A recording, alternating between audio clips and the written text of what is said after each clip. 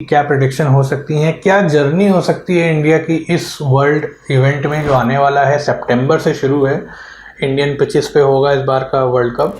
तो आपके हिसाब से क्या जर्नी रहेगी इंडिया की, कहाँ तक इंडिया जा रही है? I feel India can lift this World Cup, and India has the team, India has the potential. It's just the matter of nerves कि किस तरीके से इंडिया खेले। इंडिया अगर चाहे तो वो ऑस्ट्रेलिया जैसी टीम को भी हरा सकती है, क्योंकि अब ऑस्ट्रेलियन की टीम वैसी इनविंसिबल्स नहीं है। आप एलिसा हीली को हटा दें, आप बेथ मूनी को आउट कर दें तो थोड़ी सी चरमरा जाएगी। आपको फिनिशिंग में एलिस पेरी को आउट करना पड़ेगा, लेकिन आप जब ऑस्ट्रेलियन टीम को देखें तो 4 ही प्लेयर्स उनके खतरनाक दिख रहे होते हैं। फीबी लिचफील्ड आई और एकदम से गायब सी हो गई हैं, दिख नहीं रही हैं उनके ऑस्ट्रेलियन सेटअप में इतनी अच्छी तरीके से।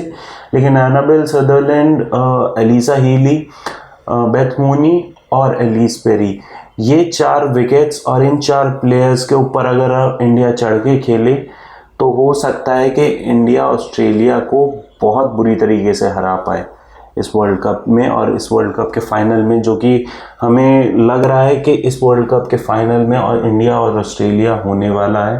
बट देखा जाए तो बहुत बड़ी टीम्स भी हैं इस वर्ल्ड कप में।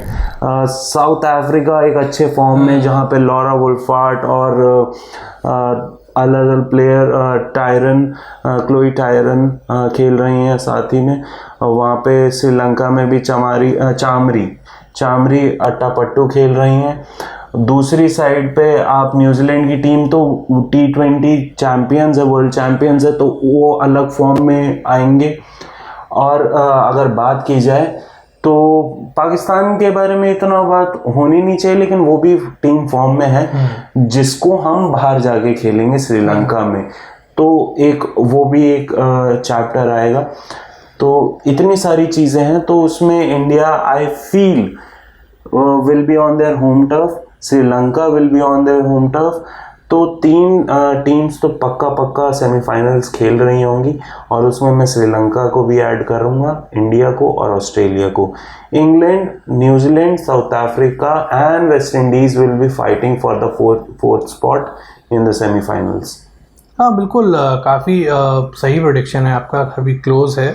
श्रीलंका के संग अगर आप देखें तो सिर्फ एक दिक्कत है कि कहीं ना कहीं वो एक बड़े प्लेयर पे पूरी तरीके से निर्भर हैं।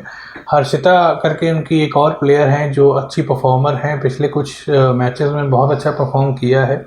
चामरी को बिल्कुल उन्होंने एक बैकअप की तरीके से सपोर्ट किया है, लेकिन बॉलिंग थोड़ी सी उनकी अभी भी आप ये कह सकते हैं कि वीक कैटेगरी में आप डाल सकते हैं, क्योंकि ऐसी कोई प्रभावशाली बॉलर्स पिछले कुछ समय में श्रीलंका के नहीं निकले हैं। तो किसी भी वर्ल्ड इवेंट में जीतने में जितना सहयोग बैटर्स देंगे उतना ही सहयोग बॉलर से भी आपको मिलना चाहिए। इसीलिए आप देखें कि ऑस्ट्रेलिया या इंग्लैंड जैसी टीम्स परफॉर्म कर पाती हैं, बिकॉज एक बैलेंस्ड टीम हमेशा रहती है। इस बार ऑस्ट्रेलिया अगेन, आप you can never write of Australia, लेकिन क्या ऑस्ट्रेलिया वैसी परफॉर्मेंस कर पाएगी? बिकॉज मैं ये पॉइंट क्यों उठा रहा हूँ, प्लेयर्स तो वही हैं, लेकिन कई बार लीडर का जो होता है बहुत बड़ा रोल होता है। प्लेयर्स तो वही रहेंगे, आपने जैसे कई प्लेयर्स को गिना, जैसे एशले गार्डनर एक और ऑलराउंडर हैं, उनकी मैच विनर रही हैं पिछले कई मैचेस में। तो प्लेयर्स तो स्टार उनकी भरी पड़ी है, आप बॉलिंग में भी देखें तो स्टारकास्ट पूरी है। इस बार बस फ़र्क यही होगा कि मैग लैनिंग जो है वो कैप्टेंसी नहीं करेंगी। ऑस्ट्रेलिया की जो करिश्माई कप्तान है वो मैग लैनिंग रही हैं। Not underrating Alyssa Healy यहाँ पर, लेकिन एलिस हीली को अभी उतना परखा नहीं गया है वर्ल्ड इवेंट्स में।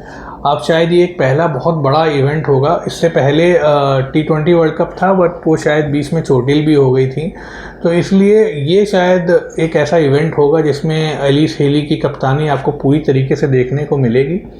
तो इसलिए एलिस हीली के लिए एक प्रेशर भी होगा कि वो जो एक लेगेसी मैग लैनिंग छोड़ के गई हैं उसको वो मेंटेन कर पाती हैं या नहीं। तो इसलिए भी I guess Australia will be little bit under pressure. और जैसे जैसे और टीम्स ने राइज किया है, साउथ अफ्रीका ने, न्यूजीलैंड भी defending T20 world cup champions हैं, और प्लस इंडियन कंडीशंस तो इसलिए आई गेस इस बार ऑस्ट्रेलिया के लिए उतना आसान नहीं होगा जितना मे बी शायद आप हर बार रेट करते हो।